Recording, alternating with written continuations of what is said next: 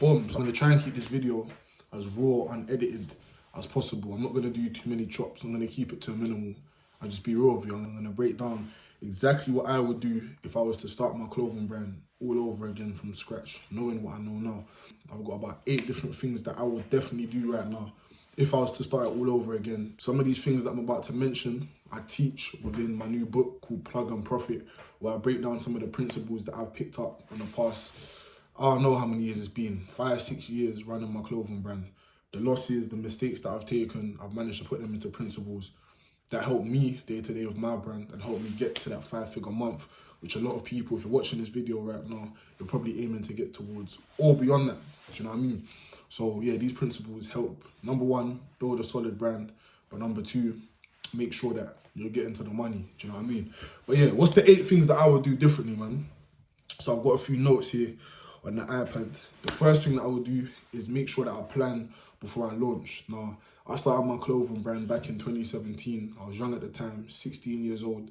And I just wanted to get started. Yeah, I just wanted to get started. So what that meant is I didn't really do much planning, didn't really do much research.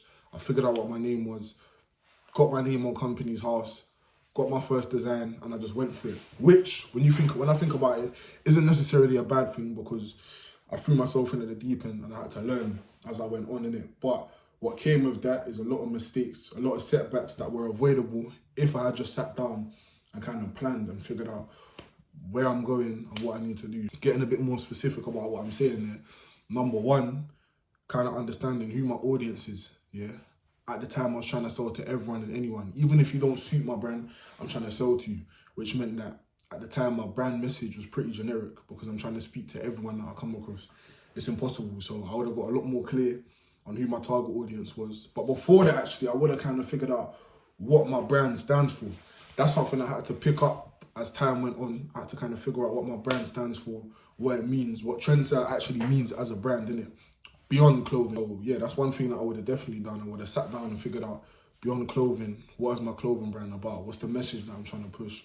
What's the narrative that I'm trying to push? And that would have helped a lot. Even in terms of designs, marketing, my audience, it would have helped a lot. So that's number 1, I would have planned before I launched. Saying that though, that doesn't mean that you need to plan absolutely everything, because I feel like you can't. There's only so much you can plan, especially with the clothing industry. Things just happen unexpectedly, innit? And it's fast moving, so you might plan something today and the whole industry changes tomorrow. So plan as much as you can, but then after you get a bit of preparation in, just get to work. Jump straight in. So that's number 1, what I'll do. I'll plan before I launch. Number 2, the second thing that I'll do is make sure that I'm working with more than one manufacturer. Listen, oh my days, this is a big one. So when I first started the brand, I had 1 manufacturer. I had 2. Yeah, I had 1 manufacturer abroad and I had 1 printer over here, which meant that in theory, I'm relying on these people. So if they decided to close their store, their shop, close the warehouse, I didn't have a manufacturer. And similar situations happen to that, where I may have had little back and forth with manufacturers because they didn't do the job properly, or they may be taking long, or their prices may be too high, and I haven't got another manufacturer to lean on. Do you know what I mean? So that's one thing that I'd make sure that I do as well. Make sure you've got a selection of manufacturers. That just puts you in a position of power now, because if one manufacturer is playing games with you in terms of their pricing, they may be taking too long, or maybe they just can't do the product that you actually want to the level that you want. You have other manufacturers to lean on. And it also helps in terms of making sure that the manufacturers you're working with stay on point, because if they know that they're not your only option and you've got a bunch of other manufacturers you can work with, they're going to make sure that they're staying on point just to make sure they get in the business. Does that make sense? So yeah, always have more than one manufacturer, man. It makes life easier and you haven't got to rely on one person to get the job done for you, innit? One thing I always say as well, compare prices with manufacturers. Never go for that first price. If you're going to be producing some new tracksuits, some new t-shirts, get a quote from one manufacturer, then go to another one, see which one offers the best prices, see which one offers the best quality or the quickest production time. Like, compare with these manufacturers.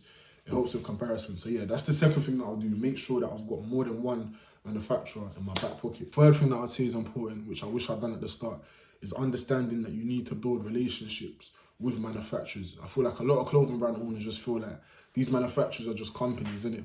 Big warehouses that make your clothing. Not understanding that there's people behind it, especially when you're working with manufacturers in China. To be specific, I've realized that a lot of the time over there, it's relationship first and business second. If you're able to build a good foundation of a relationship, when it comes to negotiating, when it comes to even just taking care in your production, your samples, there's a lot more attention to detail when you've got that foundational relationship with them. If you want to know how you can build that relationship with manufacturers, solidify that relationship, which is a bunch of different conversation templates that you can use to help communicate with your manufacturers effectively. So if you want that, let me know. Drop me a DM on Instagram, Tay Trendsetter. You'll see the links below, and I'll send that over to you for free. So yeah, that's the third one, building relationships. I'd say the fourth thing that I wish I knew starting my clothing brand is making sure that I collect signals first and sell second. You're probably thinking, what the hell are you talking about? What signals? Yeah, this is in my new book, Plug and Profit, and this is something that I mentioned. And it's all about making sure that before you go out there, you chase the money, you chase the sales, you need to collect signals from people that are interested in your products. So a mistake that I used to make in the early stages of my brand, I'd get some new tracksuits in and I'll start messaging a bunch of different people. I'll post it on my story and kind of ask, do you want this tracksuit? Yes or no? What comes with that though is a lot of no's, because people never had the intention to purchase your tracksuit in the first place. Or it might not even be no's up front. It might just be, yeah, I'm gonna get back to you, or I'll think about it, or they're never gonna get back to you, innit? Forget that. That whole process is long, and that's gonna result in you sitting on stock for months on end. Instead, switch it around. So instead of chasing the money and the sales first, chase those signals. Now, signals are simple. It's when people literally signal interest in your products. So you might post your tracksuits on your story, on your page, and you might have 3 or 4 people reach out to you to say, yeah, that tracksuit's hard.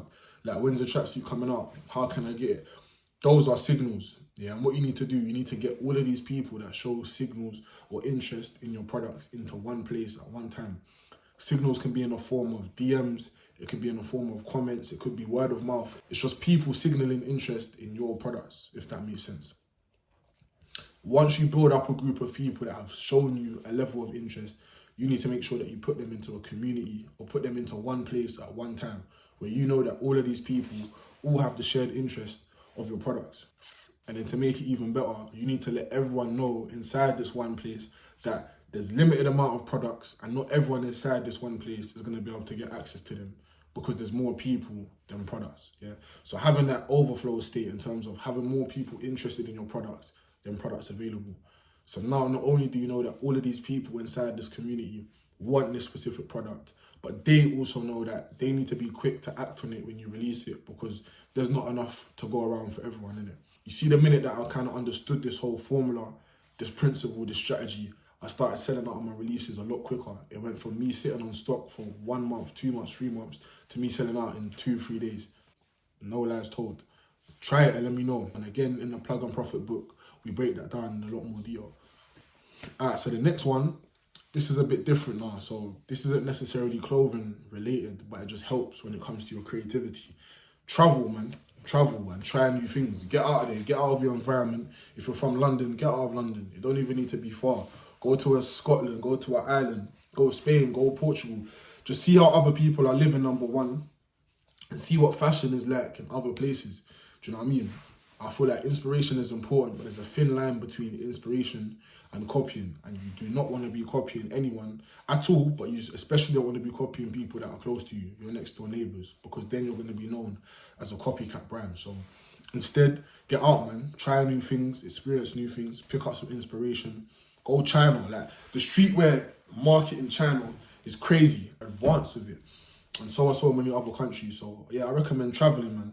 Travel, see the world for what it is, try new foods, meet new people, pick up on new things, and I promise you, it's going to influence your creativity. Even in terms of, like, you might want to put together a new t-shirt design, but because you went to Paris and you saw the Eiffel Tower and you saw the people outside of it, you've got a whole sick concept to put on a t-shirt. Do you know what I mean? So some of the best designs that I've created have come from me just stepping out of my environment, trying new things. The Flash Only t-shirts that I'm wearing right now, that came from me being in Portugal. I went paragliding. That's when you have like the parachute and you're floating along the ocean with the boat and whatever. That's where the inspiration came from, Flash It Only, because I was with my cousin and I must have said to him, bro, we're on some flash shit right now. Do you know what I mean? And that's where it came from. So some of my greatest ideas don't come from the office. They come from me stepping outside of the office and just trying, meeting new people, trying new things, stepping outside my comfort zone. So yeah, that's the next one I'd say. Travel, try new things, experience new things. Next, this is important. money, yeah? Knowing how to budget for your clothing brand. I've lost a lot of money in this thing. And it's not because sales weren't necessarily coming in, it's because I didn't know how to manage the sales that were coming in at the time. I was young, do you get me? So I had to do a lot of learning, understanding how to manage money properly, especially when it comes to budget. So I always say, when it comes to budgets within your clothing brand, you need to split it up into 4 different things: production, marketing, advertising, and then risk taking. So production, I feel like that's always going to be where the majority of your money is going, because that's the one thing that's going to continue to make you that revenue, that money. Do you know what I mean? Release a new clothes, release a new items, majority of your money goes into that. Then you've got marketing, yeah? Marketing is so important. That's where the second majority of your budget's going towards your marketing efforts. So that's your promo videos, that's your photo shoots, that's just like showcasing and highlighting what your brand's about, so you can continue to stay in your consumer's mind. Yeah, it's important.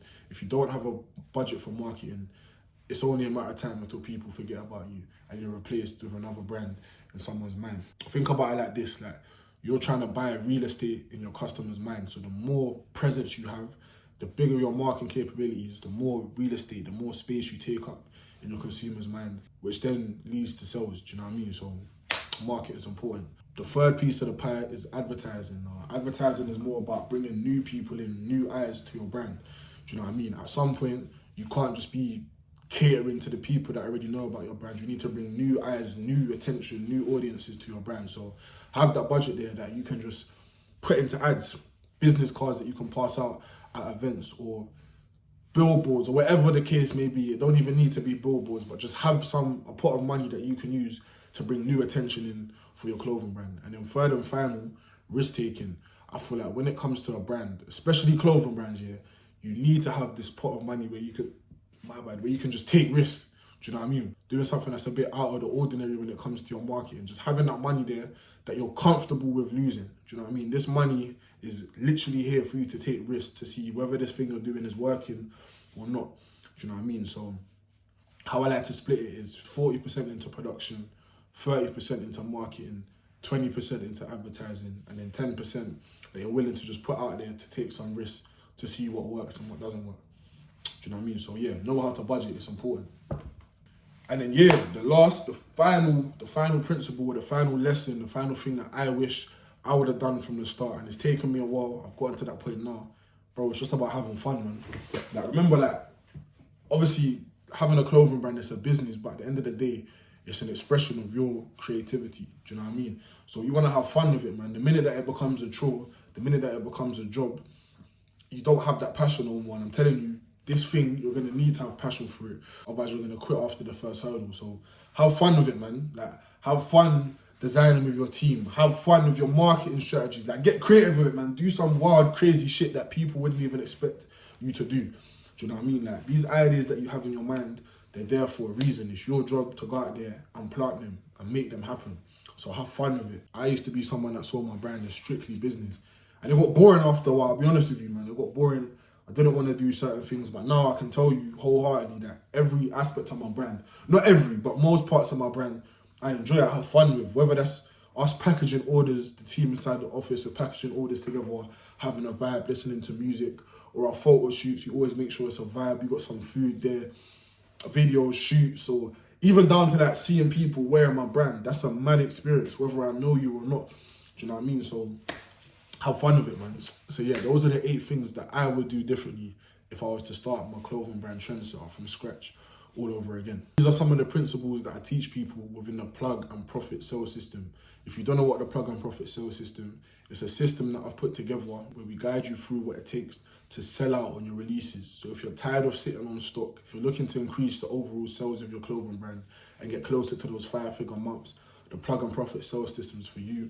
We've got a link below that breaks down absolutely everything for you in terms of the plug and profit system, what it's all about. And we've also got a free ebook. If you want access to that, press the top link. It's going to bring you straight over to the website where there's some free training, the ebook, and then also a lot of information about the plug and profit system. Yeah.